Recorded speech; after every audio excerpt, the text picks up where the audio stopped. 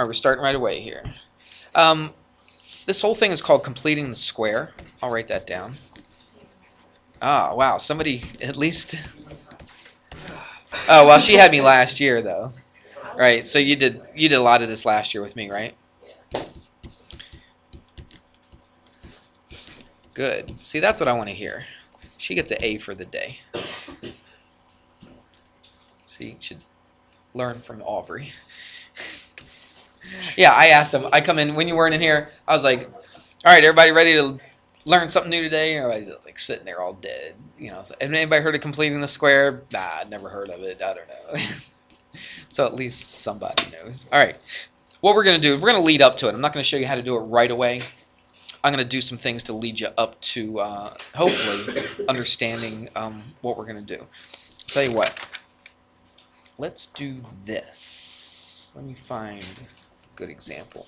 What we're going to do is we are going to solve for something that looks like this.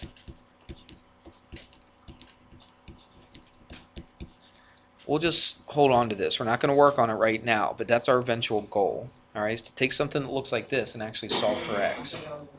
And now there's several ways you could do this. There's actually 3 ways we're going to learn in order to solve for x. The first way we're going to learn is by completing the square.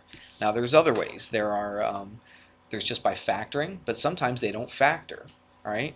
And there's another way, and that's by quadratic formula. You do remember the quadratic formula. You learned that in Algebra 2, didn't you? Yes? I'm not getting any response. Talk to me. Come on. You guys are acting like you're dead. Remember this? Negative b plus or minus square root b squared minus 4ac over 2a. Yeah. So that comes back to you, doesn't it? All right. We're not going to get to that today. Don't worry. We have to know how to complete the square before we do that. All right? At least before we understand where that formula came from. Well, anyway, let's go back to this. Completing the square. This is our eventual goal. Okay, this is what we want to do. And we're going to solve this by completing the square. So let me just go through some background information first. And let's see if we can discover a few things. Let's do this. What if you had something like this? This is some basic algebra stuff. You probably even did this in Algebra 1, maybe. Right? If I asked you to solve for x, and I gave you this situation right here, would you be able to solve for x? 2 steps, basically. What would you do? Ryan, what would you do first?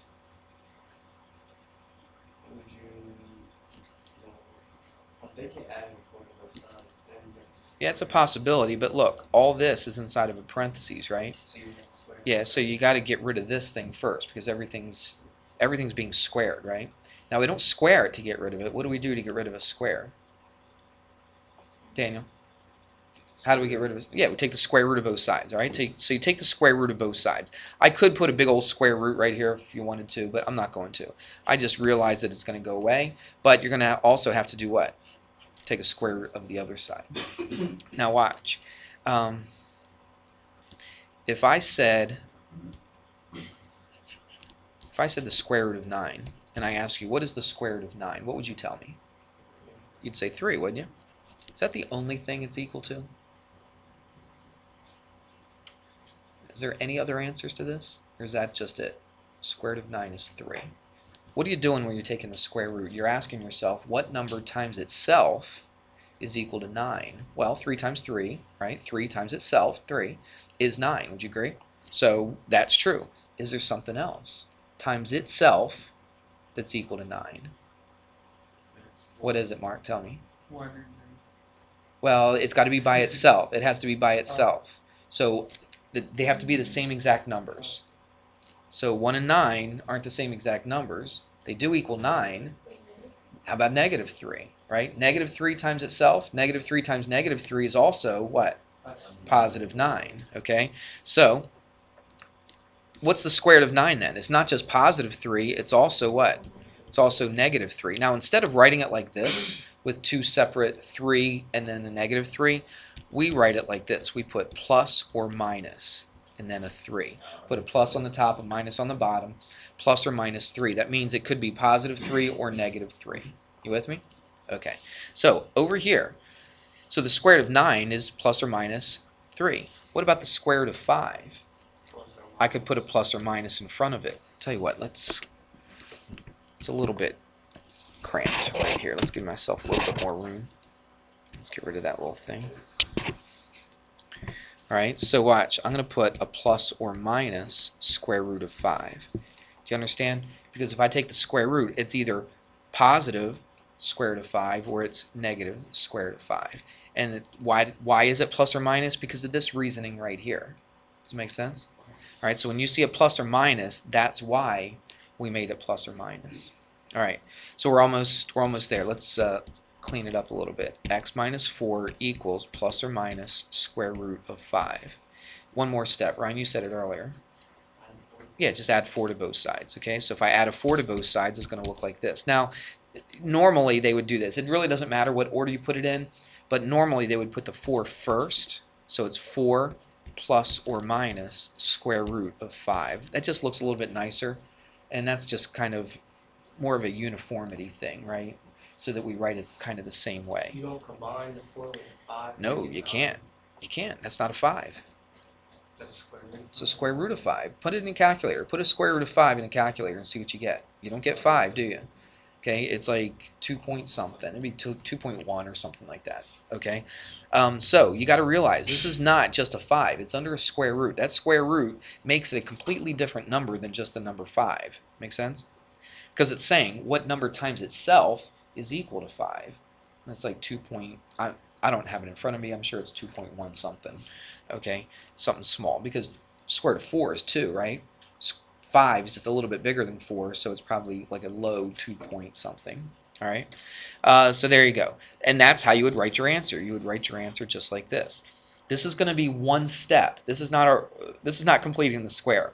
This is just one little step amongst several steps that you're going to have to do to complete the square. All right, when we get to it, you'll see it and you'll understand why we're doing it that way. Does it make sense? Let's do another thing. This is all background. We're going to take all these little tiny concepts, we're going to put them all together, and we'll do the completing the square. Okay? Let's do another thing, and it may look completely unrelated to you, but let's do this. Let's go x plus 5. I'm going to put that in parentheses, and I'm going to square it. Now, they kind of look related, right? Because this thing was being squared, this thing's being squared. But I'm not telling you what this is equal to. I'm not telling you to solve for x. I'm just telling you to expand this, as sometimes math books like to say that. They say expand it. So it's x plus 5 squared. Now watch. I almost hate to even show you what the common mistake is, because for some reason, students seem to remember what I tell them not to remember, and they don't remember what I tell them to remember. I don't know why that happens sometimes. But watch. It looks like, this is not correct, all right, but it looks like you would do what? X squared plus 5 squared. Doesn't it kind of look like that? But you can't do that. There's no rule that allows you to do that. But you're probably telling me what? Yeah, there is a rule. Distributive property, right? I can distribute. But if you look at all the problems you've ever done with distributive property, you've never done one with an exponent.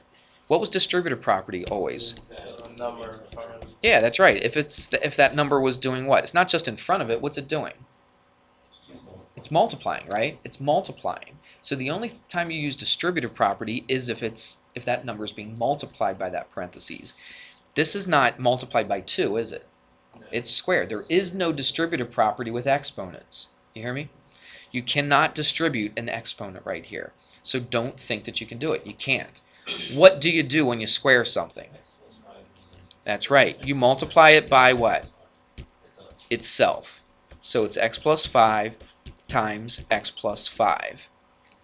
You follow me? Make sure that you do that. So if it's x plus 5 in parentheses and there's a squared on the outside, you separate them, x plus 5 times x plus 5. Now, what do? We have a name for it. We've talked about it recently here. FOIL method, that's right. So we FOIL it. Or we distribute. Okay, this is a distributive property right here. Okay, so let's do that. X times x is x squared. This is plus 5x. Let's do this in our head. Plus 5x, which is what? Plus 10x, good. Plus what? 25. All right? That's what that is. See, if you would have distributed that squared through that, you would have just gotten what? X squared plus 25. You would have left out a big chunk of it, wouldn't you? All right, that's a lot. that you're leaving out right there. So you got to make sure that you do the FOIL method, and that's what you get. You with me? All right. What I'm going to do, I want to establish a little pattern here. So x plus, I'm going to just rewrite this, and I'm not going to show you the work, I'm just going to write the answer down. It's x squared plus 10x plus 25. Let's do another one. Let's go, we'll do another plus. Let's just do another one. Let's not even do 2. Let's do 3. I'll try to keep them easy. All right. What do you think that's going to be? We might be able to do this in our head. It's going to be x squared, right, plus 3x, right, which is plus 6x plus what? Plus 9. Good. And I guess I could have just put it up here. The next one we'll do up here. I'm putting these next to each other because I want to see a little pattern developing. All right. Let's do one with a minus. Let's go x minus, I don't know, let's go 4. All right, squared. So what do you think that's going to be? I'm not going to do all the work. It's going to be x squared minus 8x, that's right, plus 16. Very good. See that? If you don't believe me, you can separate them just like we did these, do the FOIL method, and it's going to be exactly that. Let's do one more. Let's do another minus. Let's do a 6, I guess. We'll keep the numbers kind of easy. So what's that going to be? X squared. It's going to be minus 6x, which is minus 12x, and then it's going to be plus 36, because it's going to be negative 6 times negative 6, right? Which is plus 36. All right, I've got enough here. I've got a couple with plus, a couple with minus, and I want to see a little pattern. But what I want to do is this. I don't want to see the pattern to go from here to here. I want to see the pattern going the other way, from this to this. Because look, again, what are we trying to do? We're trying to take something that looks like this, right? And we're going to make it look like this right here. So let's look at the pattern. Let's do this. Let's take, actually, you know, that's not really the pattern I was looking for. I'm sorry. Apologize. There is a pattern, okay? I was kind of going the wrong way with this. Let's take a look at this number right here, that middle number. And how did we get from that number to this last number right here? And we actually did the same exact steps every single time. How did we get from 10 to 25? How did we get from 6 to 9? How did we get from negative 8 to 16? How did we get from negative 12 to 36? We do this. You say what? What adds up to 10? Yeah. Okay, well 1 and 9 add up to 10. Well, I mean, but adds up to 10. It's the same number. Okay, so what would you basically do then to that number? So you multiply or times it divided by 2. Yeah, divided by 2, exactly. Take half of it, right? And now, I mean, that's basically what you're saying. You just went the long way. All right, the short way would be just saying, okay, if I take half of this, what do I get? I get 5, don't I? And how do I get from 5 to 25? Square, not square root, square it. I square it, okay? You follow me? Does that work? Does that pattern work with all these numbers? Yeah, let's take a look at the 6. Take half of 6 and I get what? 3. Square 3 and I get 9. Good. Let's take half of negative 8. What's half of negative 8? Negative 4. Square negative 4. I still get positive 16, don't I? I get positive every single time. Take half of this. Half of negative 12 is negative 6. Square negative 6, I get 36. It works every time, doesn't it?